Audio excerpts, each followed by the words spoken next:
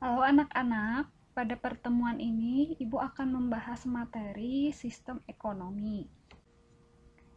Sistem ekonomi merupakan suatu cara untuk memecahkan masalah ekonomi dalam sebuah negara. Sistem ekonomi ini akan mengatur dan mengorganisasi segala aktivitas ekonomi pada sebuah negara.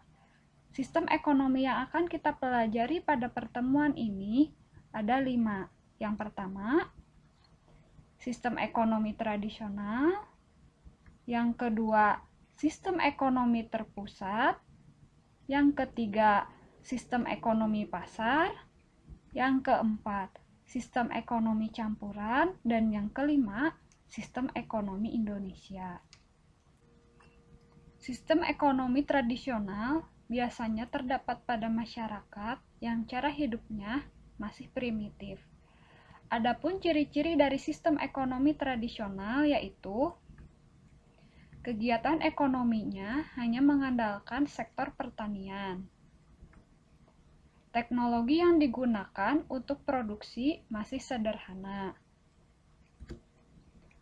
Belum mengenalnya perdagangan. Hal ini dikarenakan mereka memproduksi barang atau jasa hanya untuk memenuhi kebutuhan pribadinya.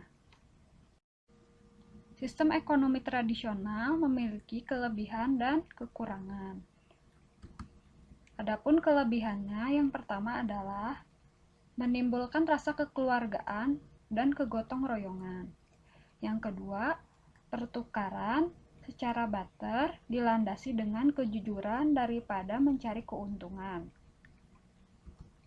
Kekurangan dari sistem ekonomi tradisional adalah hasil produksi yang terbatas sebab hanya menggantungkan faktor produksi alam dan tenaga kerja secara apa adanya. Yang kedua, kegiatan ekonomi hanya untuk memenuhi kebutuhan hidup, bukan untuk meningkatkan kesejahteraan. Sistem ekonomi terpusat biasa juga disebut dengan sistem ekonomi komunis atau sistem ekonomi sosialis. Sistem ekonomi ini dikenalkan oleh ilmuwan yang bernama Karl Marx.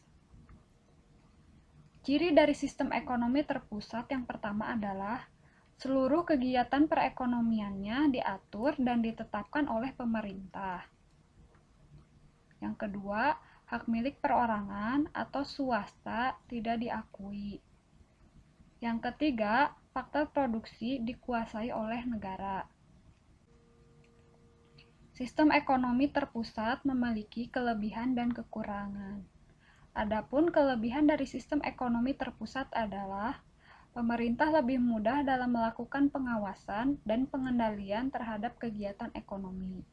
Yang kedua, kelebihan dari sistem ekonomi terpusat adalah kemakmuran masyarakat merata.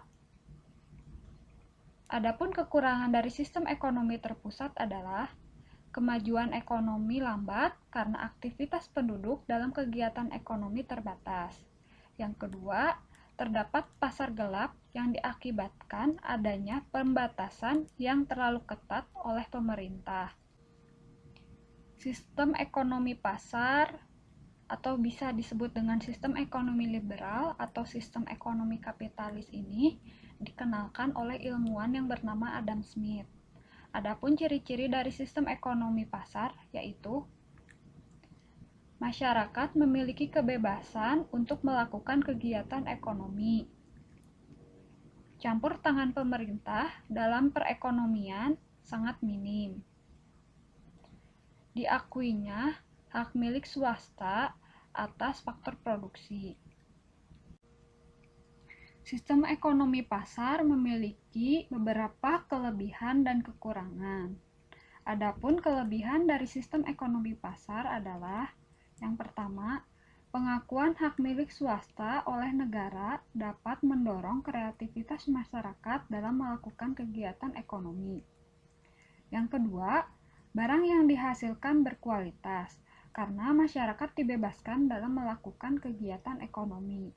Adapun kekurangan dalam sistem ekonomi pasar adalah yang pertama, pemerintah sulit untuk mengatasi permasalahan ekonomi. Mengapa hal ini bisa terjadi? Karena pemerintah memberikan kebebasan pada masyarakat untuk melakukan kegiatan ekonomi. Yang kedua, modal memegang peranan penting sehingga akan menimbulkan penindasan pada pihak yang memiliki modal lebih kecil.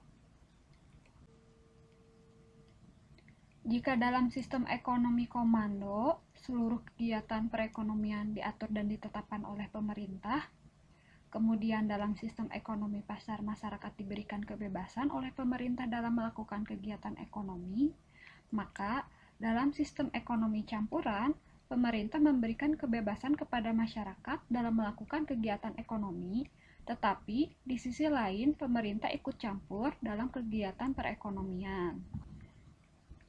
Adapun ciri-ciri dari sistem ekonomi campuran, yang pertama adalah bidang yang menguasai hidup orang banyak dikuasai oleh negara. Terdapat campur tangan pemerintah terhadap mekanisme pasar melalui berbagai kebijakan ekonomi. Hak milik perorangan diakui, asalkan penggunaannya tidak merugikan kepentingan umum. Sistem ekonomi campuran memiliki kelebihan dan kekurangan. Adapun kelebihan dari sistem ekonomi campuran adalah hak individu atau swasta diakui. Kemudian, permasalahan ekonomi lebih mudah untuk dikendalikan. Adapun kekurangan dari sistem ekonomi campuran adalah peran pemerintah lebih berat dibanding dengan swasta.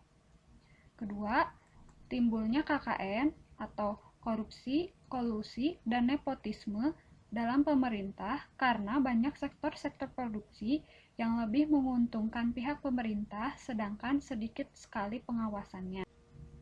Yang terakhir, kita akan mempelajari sistem ekonomi Indonesia. Sistem ekonomi yang dianut oleh negara kita adalah sistem ekonomi Pancasila, sebagaimana tertulis dalam Undang-Undang 1945 Pasal 33. Sistem ekonomi Pancasila memiliki ciri sebagai berikut. Yang pertama, perekonomian disusun sebagai usaha bersama berlandaskan atas asas kekeluargaan. Yang kedua, cabang-cabang produksi yang penting bagi negara dan yang menguasai hidup hajat orang banyak dikuasai oleh negara. Yang ketiga, bumi dan air dan kekayaan alam yang terkandung di dalamnya dikuasai oleh negara dan dipergunakan untuk sebesar-besarnya kemakmuran rakyat.